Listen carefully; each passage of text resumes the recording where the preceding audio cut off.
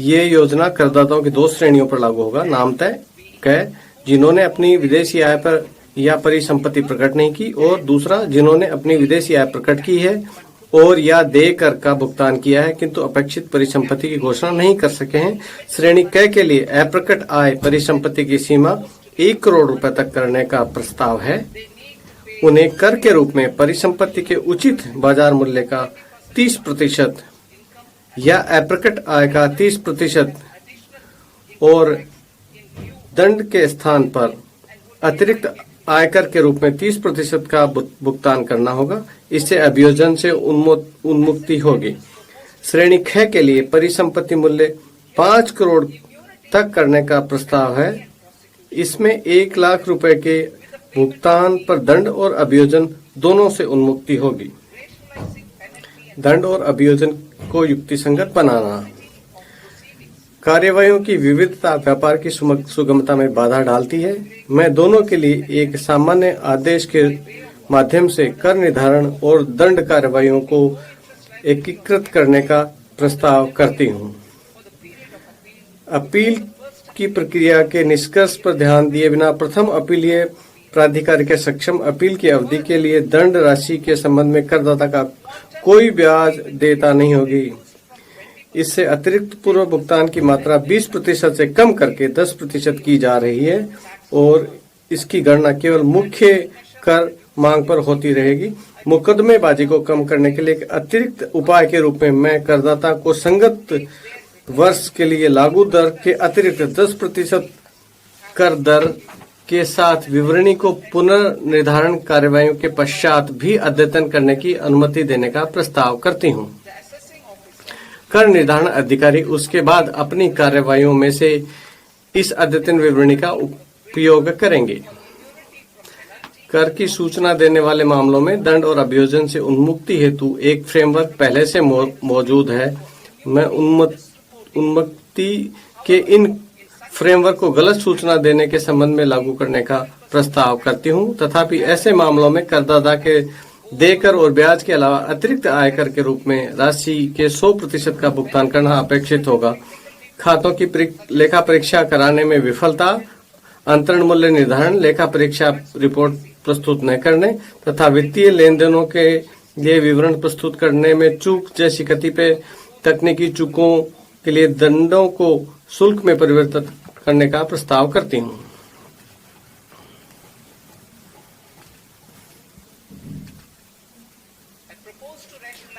मैं कुछ गंभीर अपराधों की रोकथाम के संबंध में सावधानी पूर्वक संतुलन बनाते हुए आयकर अधिनियम के अंतर्गत अभियोजन ढांचे को युक्तिसंगत बनाने का प्रस्ताव करती हूँ। लेखा बहियों और दस्तावेजों को प्रस्तुत न करना तथा वस्तु रूप में भुगतान के मामले में टीडीएस का भुगतान करने की अपराध नहीं होगी। इसके अतिरिक्त छोटे अपराधों के लिए केवल जुर्माना ही लगाया जाएगा। शेष अभियोजनों को अपराध की प्रमात्रा के अनुपात में श्रेणीबद्ध किया जाएगा। इनका परिणाम अधिकतम कारावास को कम करके 2 वर्ष करते हुए केवल साधारण कारावास होगा, जिसमें न्यायालयों को उन्हें जुर्माना में परिवर्तित करने की शक्तियां होगी। कोई दंड नहीं होगा। वर्तमान में 20 लाख रुपए से कम के सकल मूल्य वाली अचल विदेशी परिसंपत्तियों का गैर प्रकटीकरण करने पर फिलहाल कोई दंड नहीं है। मैं 1/10/2024 से भूतलक्षी प्रभाव से उनको अभियोजन से उन्मुक्ति का प्रस्ताव करती हूँ। सहकारिता अपने सदस्यों द्वारा जुटाए या उत्पादित दूध, तिलहन, फल अथवा सब्जियों की आपूर्ति में संलग्न प्राथमिक सहकारी समितियों के लिए कटौती पहले से ही अनुमत्य है। मैं उनके सदस्यों द्वारा उत्पादित पशु चारा और कपास के बीज की आपूर्ति को इस कटौती में शामिल करने का प्रस्ताव करती हूँ। मैं नई कर व्यवस्था के अंतर्गत अंतर सहकारी समिति लाभांश आय को इसके सदस्यों में आगे संवितरण की सीमा तक कटौती के रूप में अनुमति दिए जाने का प्रस्ताव करती हूँ। मैं किसी अधिसूचना राष्ट्रीय सहकारी संघ द्वारा दिनांक 31/1/2026 तक कंपनियों में किए गए निवेश पर प्राप्त लाभांश आय पर 3 वर्षों की अवधि के लिए छूट देने का प्रस्ताव करती हूँ। ये छूट केवल तभी प्रदान की जाएगी जब उक्त लाभांश को इसके सदस्य सहकारी समितियों से आगे वितरित किया जाए। भारत के विकास इंजन के रूप में आईटी क्षेत्र को सहायता। भारत सॉफ्टवेयर विकास सेवाओं, आईटी समर्पित सेवाओं, ज्ञान प्रक्रिया आउटसोर्सिंग सेवाओं और सॉफ्टवेयर विकास से संबंधित संविदागत अनुसंधान और विकास सेवाओं के क्षेत्र में वैश्विक अग्रणी है। ये व्यवसाय क्षेत्र एक दूसरे से अभिन्न रूप से जुड़े हुए हैं। इन सभी सेवाओं को उन पर लागू 15.5% के एक समान सेफ हार्बर मार्जिन के साथ सूचना प्रौद्योगिकी सेवाओं की एक सकल श्रेणी के अंतर्गत सम्मिलित किए जाने का प्रस्ताव है। आईटी सेवाओं के लिए सेफ हार्बर प्राप्त करने के लिए सीमा को 300 करोड़ रुपए से पर्याप्त रूप से बढ़ाकर 2000 करोड़ रुपए किया जा रहा है। आईटी सेवाओं के लिए सेफ हार्बर का अनुमोदन एक स्वचालित नियम आधारित प्रक्रिया द्वारा किया जाएगा, जिससे आवेदनों की जांच करने और स्वीकार करने के लिए किसी कर अधिकारी की आवश्यकता नहीं होगी। एक बार किसी आईटी सेवा कंपनी द्वारा इसके लिए आवेदन करने पर कंपनी की इच्छानुसार इसी सेफ हार्बर को 5 वर्ष की अवधि के लिए जारी रखा जा सकता है। मैं अग्रिम मूल्य निर्धारण करार एपीए करने की इच्छुक आईटी सेवा कंपनियों के लिए आईटी सेवाओं हेतु एक पक्षीय एपीए प्रक्रिया को तेज करने का प्रस्ताव करती हूँ, जिसे 2 वर्षों की अवधि के भीतर पूरा करने का प्रयास किया जाएगा। करदाता के अनुरोध पर 2 वर्ष की अवधि को आगे 6 महीने के लिए बढ़ाया जा सकता है।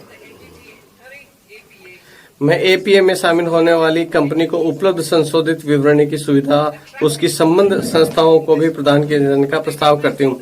वैश्विक व्यापार और निवेश आकर्षित करना। डाटा केंद्रों में महत्वपूर्ण अवसंरचना को समक्ष बनाने और निवेश बढ़ाने की आवश्यकता पर विचार करते हुए मैं किसी ऐसे विदेशी निवेश के लिए वर्ष 2047 तक एक रियायत प्रदान करने का प्रस्ताव करती हूँ, जो भारत में डाटा केंद्र और सेवाओं का उपयोग करके वैश्विक स्तर पर क्लाउड सेवाएं प्रदान करती हैं। तथापि इससे भारतीय पुनर्बिक्री संस्था के माध्यम से भारतीय ग्राहकों को सेवा प्रदान करने की आवश्यकता होगी। यदि डाटा सेंटर प्रदान करने वाली कंपनियां एक संबंधित कंपनी है तो मैं उसे लागत कर पर 15% का सेफ हार्बर प्रदान करने का भी प्रस्ताव करती हूं। इलेक्ट्रॉनिक विनिर्माण के लिए जस्ट इन टाइम कार्य कुशलता का उपयोग बढ़ाने के लिए मैं बीजक मूल्य के 2% के लाभांतरण पर किसी ब्रांडेड वेयरहाउस और कंपोनेंट वेयरहाउस के लिए अनिवासियों को सेफ हार्बर प्रदान करने का प्रस्ताव करती हूं। लगभग 0.7% का परिणामी कर प्रतिस्पर्धी क्षेत्राधिकार के मुकाबले काफी कम होगा।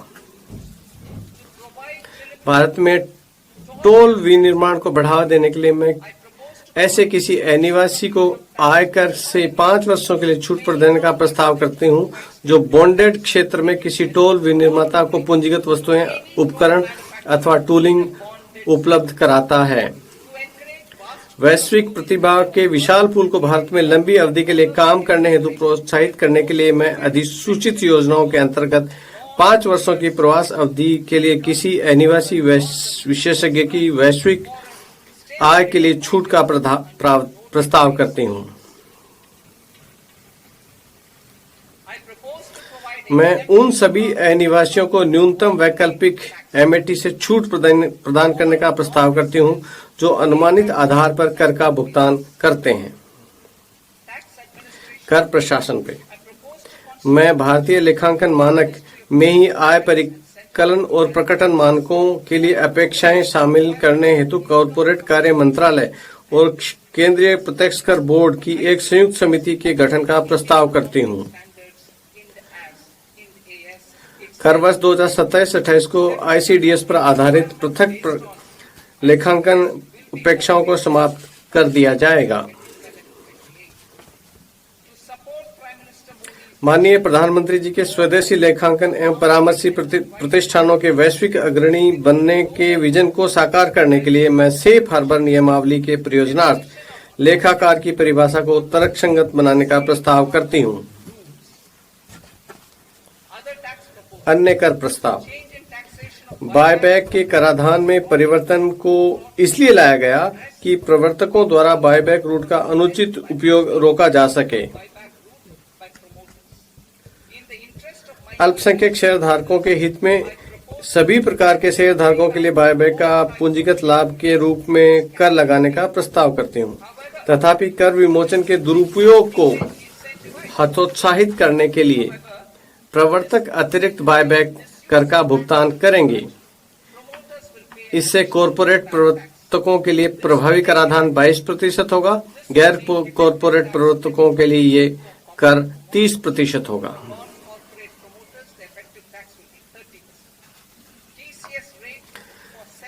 विशिष्ट वस्तुओं नामतः अल्कोहल युक्त लिकर, स्क्रैप और खनिजों के विक्रेताओं के लिए टीसीएस दरों को तर्कसंगत बनाते हुए 2% ही किया जाएगा। तेंदुपत्तों पर दरों को 5% से घटाकर 2% किया जाएगा।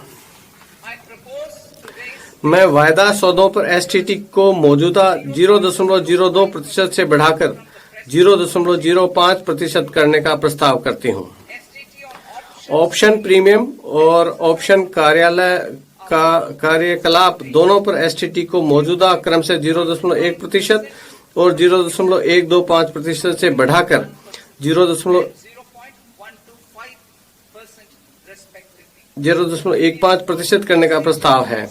हमने वर्ष 2019 में कॉरपोरेट के लिए कराधान परिदृश्य में सुधार किया था, जिसमें कम कर दरों के साथ उनको सरलीकृत व्यवस्था उपलब्ध कराई गई ताकि वे कटौतियों और छूट का दावा करने की बजाय कारोबार पर समुचित ध्यान केंद्रित कर सकें। कंपनियों को नई व्यवस्था में स्थानांतरित करने के लिए प्रोत्साहित करने हेतु कंपनियों को आगे लाई जाई गई मैट क्रेडिट को समायोजित करने की अनुमति केवल नई व्यवस्था में दिए जाने का प्रस्ताव है। नई व्यवस्था में उपलब्ध मैट क्रेडिट का उपयोग करके समायोजन कर देयताओं को 1/4 की सीमा तक की अनुमति दिए जाने का प्रस्ताव है। मैट को अंतिम कर बनाए जाने का प्रस्ताव है। इसलिए 1 अप्रैल 2026 से कोई क्रेडिट संचय नहीं होगा। इस परिवर्तन के अनुरूप 15% की मौजूदा मैट दर को कम करके 14% किया जा रहा है। 31 मार्च 2026 तक संचित करदाताओं को आगे लाई गई मैट क्रेडिट उपरोक्त अनुसार उनको समायोजन के लिए उपलब्ध रहेंगे। अब आती हूँ अप्रत्यक्ष करों पे। अब मैं अप्रत्यक्ष करों से संबंधित प्रस्तावों पर आती हूँ। सीमा शुल्क और केंद्रीय उत्पाद शुल्क के लिए मेरे प्रस्तावों का लक्ष्य प्रशुल्क संरचना और सरल बनाना, घरेलू विनिर्माण को सहायता देना, निर्यात प्रतिस्पर्धात्मकता को प्रोत्साहित करना और शुल्क को प्रतिलोम को ठीक करना है। लंबे समय से चले आ रहे सीमा शुल्क छूटों को समाप्त करने को जारी रखते हुए मैं भारत में विनिर्मित हो रहे मदों अथवा जहां आयात नगण्य है वहां पर कतिपय कूटों को हटाना चाहती हूं। इसी प्रकार किसी विशेष मद पर लागू शुल्क की दर का निर्धारण करने की प्रक्रिया और सरल बनाने के लिए मैं प्रशुल्क अनुसूची में ही विभिन्न सीमा शुल्क अधिसूचनाओं में कतिपय प्रभावी दरों को शामिल करने का प्रस्ताव करती हूं। अब मैं क्षेत्र विशिष्ट प्रस्तावों की चर्चा करूंगी। समुद्री चमड़ा और वस्त्र उत्पादों का निर्यात संवर्धन। मैं निर्यात हेतु समुद्री खाद्य उत्पादों के प्रसंस्करण के लिए उपयोग में आने वाले विशिष्ट नवनीतियों के शुल्क मुक्त आयात की सीमा को वर्तमान 1% से बढ़ाकर पिछले वर्ष की निर्यात कारोबार की एफओबी मूल्य का 3% करने का प्रस्ताव करती हूँ।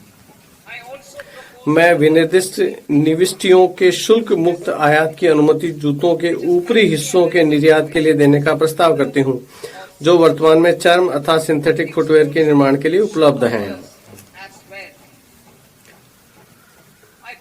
मैं चर्म या वस्त्र परिधानों, चर्म अथवा सिंथेटिक फुटवेयर तथा अन्य चर्म उत्पादों के निर्यातकों के लिए अंतिम उत्पाद के निर्यात हेतु समयावधि को मौजूदा 6 महीने से बढ़ाकर 1 वर्ष करने का प्रस्ताव करती हूँ।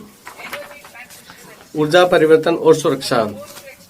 मैं बैटरी ऊर्जा भंडारण प्रणालियों में लिथियम आयन सेल निर्माण का उपयोग करने वालों के साथ साथ बैटरियों के लिए लिथियम आयन सेल विनिर्माण के लिए उपयुक्त पूंजीगत वस्तुओं को दिए जाने वाले मूल सीमा शुल्क छूट को जारी रखने का प्रस्ताव करती हूँ। मैं सोलर ग्लास के विनिर्माण हेतु सोडियम एंटीमोनेट आयात पर मूल सीमा शुल्क में छूट का प्रस्ताव करते हूँ। नाभिकीय ऊर्जा। मैं नाभिकीय ऊर्जा परियोजनाओं के लिए अपेक्षित वस्तुओं के आयात पर वर्तमान मूल्य सीमा शुल्क छूट को 2035 तक बढ़ाने और उनकी क्षमता पर ध्यान दिए बिना सभी नाभिकीय संयंत्रों पर लागू करने का प्रस्ताव करती हूँ। महत्वपूर्ण खनिज। भारत में महत्वपूर्ण खनिजों के प्रसंस्करण हेतु आवश्यक पूंजीगत वस्तुओं के आयात के लिए मूल सीमा शुल्क में छूट प्रदान करने के लिए प्रस्ताव किया जाता है। बायोगैस मिश्रित सीएनजी। मैं बायोगैस मिश्रित सीएनजी पर देय केंद्रीय सीमा शुल्क की गणना करते हुए बायोगैस के संपूर्ण मूल्य को बाहर रखने का प्रस्ताव करती हूँ। सिविल और रक्षा विमानन। मैं सिविलियन प्रशिक्षण और अन्य एयरक्राफ्ट के विनिर्माण के लिए अपेक्षित घटकों और पुर्जों पर मूल सीमा शुल्क में छूट का प्रस्ताव करती हूँ। रक्षा क्षेत्र में इकाइयों द्वारा अनुरक्षण, मरम्मत अथवा ओवरऑल जरूरतों को प्रयोग किए जाने वाले विमानों के पुर्जों को विनिर्माण के लिए आयातित कच्चे माल पर मूल सीमा शुल्क के छूट प्रदान करने का प्रस्ताव करती हूँ। इलेक्ट्रॉनिक्स। उपभोक्ता इलेक्ट्रॉनिक क्षेत्र में मूल्यवर्धन को और अधिक मजबूत बनाने के लिए मैं माइक्रोवेव ओवन और विनिर्माण में प्रयुक्त विशिष्ट पुर्जों का मूल सीमा शुल्क से छूट का प्रस्ताव करती हूँ। विशेष आर्थिक क्षेत्र।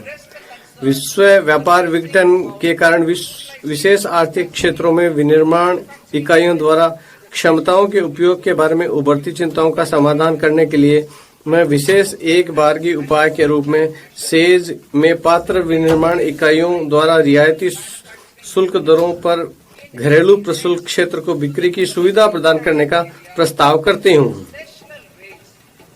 इसे इस तरीके से अपनाया जाएगा कि उनका मुख्य जोर निर्यात पर रहे। डीटीए में कार्यरत इकाइयों के लिए समान अवसर सुनिश्चित करते हुए इन उपायों को प्रचलात्मक बनाने के लिए आवश्यक विनियामक संशोधन किए जाएंगे। जीवन जीने की सुगमता। निजी उपयोग के लिए आयातित वस्तुओं हेतु सीमा शुल्क संरचना को युक्तिसंगत बनाने के लिए मैं निजी उपयोग के लिए आयातित सभी शुल्क योग्य वस्तुओं पर प्रशुल्क दर को 20% से कम करते हुए 10% करने का प्रस्ताव करती हूँ। रोगियों, विशेष रूप से कैंसर से पीड़ित रोगियों को राहत देने के लिए मैं 17 औषधियों अथवा दवाओं पर मूल सीमा शुल्क में छूट का प्रस्ताव करती हूँ। मैं उनके उपचार में प्रयुक्त औषधियों, दवाओं और विशेष चिकित्सा प्रयोजन खाद्य के निजी आयातों पर आयात शुल्क से छूट देने के लिए परियोजना 7 अतिरिक्त असाधारण रोगों को जोड़ने का प्रस्ताव करते हूँ। सीमा शुल्क प्रक्रिया। विकसित भारत और हमारी महत्वाकांक्षाओं के अनुरूप वैश्विक व्यापार में भारत की भूमिका और हिस्से में व्यापक वृद्धि होने वाली है। मैं इस संबंध में सीमा शुल्क प्रक्रियाओं के लिए कई उपयोगों का प्रस्ताव करती हूँ ताकि वस्तुओं के सुगम और त्वरित संचालन तथा व्यापार में अधिक निश्चितता के लिए कम से कम हस्तक्षेप हो। विश्वास आधारित प्रणालियां। मैं टीयर 2 और टीयर 3 प्राधिकृत आर्थिक प्रचालकों, जिन्हें एईओ कहा जाता है, के लिए शुल्क स्थगन अवधि को 15 दिन से बढ़कर 30 दिन का करने का प्रस्ताव करती हूँ। मैं पात्र विनिर्माताओं, आयातकों को समान शुल्क स्थगन सुविधा उपलब्ध कराने का प्रस्ताव करती हूँ। इससे उन्हें नियत समय पर पूर्ण टीयर 3 एईओ के रूप में अपना प्रत्यायन प्राप्त करने के लिए प्रोत्साहन मिलेगा। अधिक निश्चितता और बेहतर व्यवसाय आयोजना उपलब्ध कराने हेतु मैं सीमा शुल्कों पर बाध्यकारी अग्रिम नियम की वैधता अवधि को वर्तमान 3 वर्ष से बढ़ाकर 5 वर्ष करने का प्रस्ताव करती हूं।